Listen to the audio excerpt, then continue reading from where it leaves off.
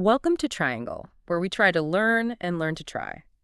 I'm your host, and today we're looking at something that, on the surface seems like just another pop song, but if you peel back the layers, it's actually this fascinating case study in psychology, marketing, and really the cost of dreams. It really is. Wow. Usually when we talk about K-pop, we're talking about maximalism, right? Totally. Loud beats, crazy choreography, just sensory overload.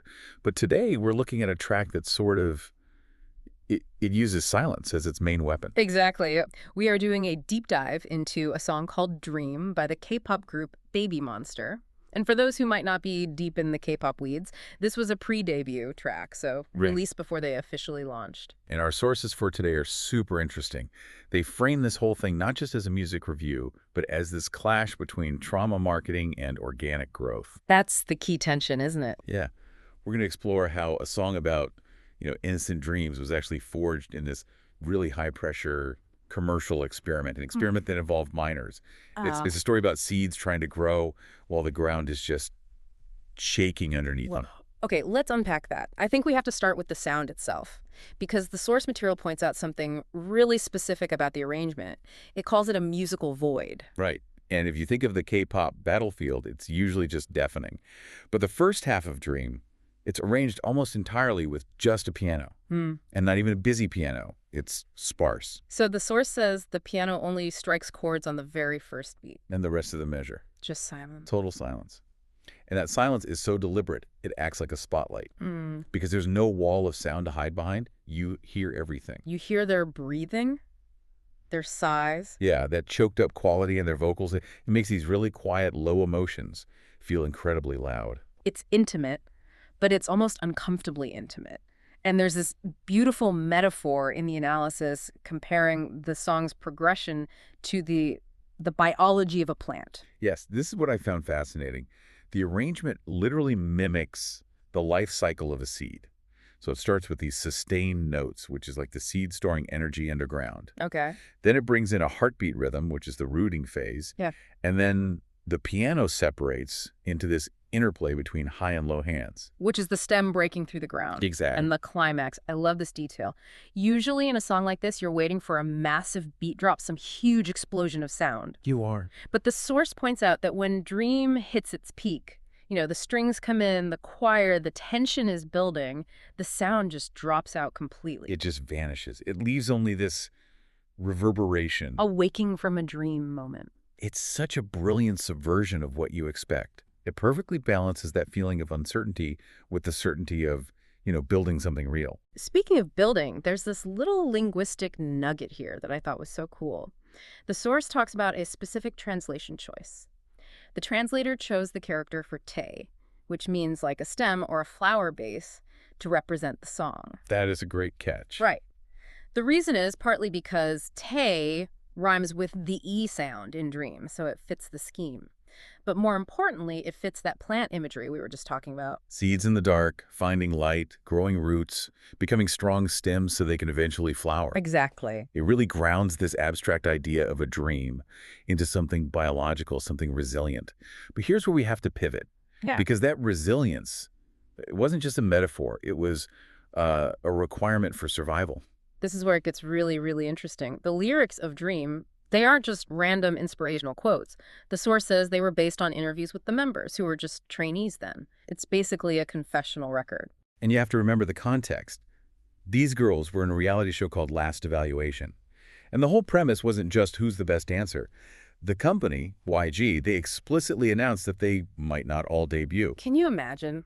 Being 15 or 16, you've worked your whole life for this one moment, and they tell you, actually, we might cut some of you right at the finish line. It pushed them right to the edge. And that pressure, it just bled directly into the lyrics. The source points to that opening line. Sometimes I don't know who I am. Ugh, that line destroys me. It's about Chiquita. She's the youngest member. And she talks about looking in the mirror and not seeing herself, just seeing a dancing shadow. That is a profound identity crisis for a child. The lyrics describe finding yourself in the rain, trying to get out of the pain.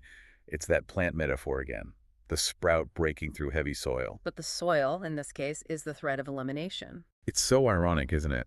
The company pushes them to this cliff edge with the threat, but then hands them this song, Dream, as a pair of wings. just to see if they can fly before they hit the ground. It's a test. A very cruel but very effective test. And to make sure those test results were accurate, the producers did something pretty unusual in the recording studio. Oh, this part blew my mind. They issued a ban on perfection. Think about that for a second. In K-pop, perfection is the god everyone worships. Pitch-perfect vocals, perfectly synchronized dance. Everything. But here, the producers told the girls to strip away their armored trainee personas. They wanted them to go back to being helpless, raw. They didn't want the idle robot. They wanted the scared kid. And they got it. The source mentions the specific struggles that came out. You had the foreign members, Chiquita and Farida from Thailand, dealing with this intense loneliness. And Ruka, the Japanese member, she'd been a trainee for 5 years. 5 years. Just fearing you'll never debut. For her, the song's about pure endurance. But the most dramatic story, the one that really shows how this song is basically a documentary, it's the story of Ahyam. Oh, the Ihan saga. This is straight out of a movie script. It really is. So in the song, she sings the line, "I made the promise I'll never run and hide." I'll never run and hide. But then right after the song and the lineup were all finalized, Yeah. she disappeared. Gone. She didn't debut with the group in November 2023. She was just gone for 6 months. Rumors were flying everywhere. Was she cut? Did she quit? So that lyric, "I'll never run and hide," it suddenly became incredibly sad and ironic. It felt like a broken promise. But then the plot twist. April 2024, she comes back. Mhm. She fulfills the promise. And suddenly the song Dream transforms. It goes from this sad, ironic track to a promise-kept anthem. The group even rebranded to Babymonster 7 with the number 7 to show they were finally complete. So the song is like a time capsule. It caught them at their lowest, and now it stands as this monument to their survival. But, and this is a really big but, we have to talk about the cost of that survival. We do. Because while the art that came out of it is moving, the method used to get there is ethically.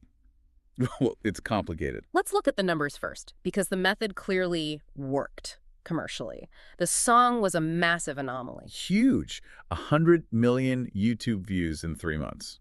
And remember, this wasn't some flashy music video, no dancing, no effects, just a static recording of them singing. And it hit #1 on the Billboard Hot Trending Songs chart. Right. And the source clarifies that chart measures buzz. It measures conversation, not sales. Exactly. It proves the world wasn't just listening to a song. They were talking about these specific girls. They were invested in the narrative. And that investment wasn't an accident. The source calls this whole thing a suspense experiment. A suspense experiment. Yeah. The will they, won't they debut thread was likely just a pre-written script. The company probably planned for all 7 to debut all along, but they needed to manufacture a crisis. Dream was the catalyst for that crisis. So by making fans anxious about the members' futures, the company created a deeper emotional attachment. Yes. And this brings us to that term you mentioned at the top, trauma marketing. That term gave me chills. Trauma marketing. It's using the real suffering of idols to trigger a protective instinct in fans. You convert their pain into commercial value. And the source gives a very graphic detail about the recording session. It suggests that the producers kept the tape rolling while the girls were breaking down, crying. They apparently provided tissues over a 3-day session, just crying and singing, singing and crying. So when you hear the blood and tears in their voices, it's real. But it's an artificially stimulated wound. The producers created the stress to extract that performance. It's like poking a bruise to make someone scream for a sound effect. That's a visceral way to put it, but yeah. It raises a huge question. Fans love the song because it feels real. But if that reality was manufactured by psychologically cornering minors, are we enjoying art or are we consuming their distress? It's this weird paradox. We celebrate their resilience. We say, wow, look how strong they are. But by celebrating it, are we validating the abuse that forced them to be strong in the first place? That's the Hunger Games comparison the source makes. Right, the Hunger Games of K-pop. It feels like a battle royale set up for our entertainment. And the source contrasts this with the film industry, specifically Harry Potter. Yeah, that was a really interesting comparison. The UK film industry, even 25 years ago, had child psychology support on set. They recognized that kids in high-pressure jobs need protection. Whereas here, the pressure is the point. The pressure is the product. The source argues that while growth always has a cost, it shouldn't require artificial pain. The goal should be hard work without misery. Hard work without misery. I like that. You can strive for excellence without being psychologically broken down first. And frankly, if these idols were treated with better mental health protections, they might send a better message to their own young fans. Instead of "you must suffer to succeed," the message could be about healthy growth and self-care. It's a heavy realization. I mean, you look at this song, Dream, and it's undeniably beautiful. The harmonies, the piano, the raw vocals, it works. But knowing what we know now, it's hard to listen to it without hearing the machinery grinding away behind it. It absolutely changes the listening experience. It becomes an artifact. On one side, it's a testament to the talent and spirit of these 7 girls who refuse to give up. On the other side, it's evidence of a system that sees that spirit as a resource to be mined. So what does this all mean for us, as listeners? We can't change the industry overnight, but I think just being aware of this trauma marketing tactic is a huge first step. Awareness is crucial. When you feel that protective instinct kick in, that urge to save an idol by streaming their song, maybe just take a step back. Ask yourself if that emotion is organic or if it's being engineered. And maybe, just maybe, we can appreciate the art while demanding better standards for the artists. Ideally, yeah. Success shouldn't require destruction first. Well, this has certainly changed how I'm going to hear that piano intro next time. It's not just silence, it's the sound of holding your breath. And hoping for the best. We've covered the music, the lyrics, the mass success, and the dark ethical questions underneath it all. It's a lot to process from just one song. It just shows that in pop culture, nothing is ever simple. There's always a strategy, and there's always a human cost. Absolutely. We love the story of the phoenix rising from the ashes. It's a timeless narrative. We do. But I want to leave the listener with this thought. We love the phoenix, but we really need to start asking ourselves, who lit the fire in the first place? That is the question. Thank you for joining us on this deep dive. See you at the next angle.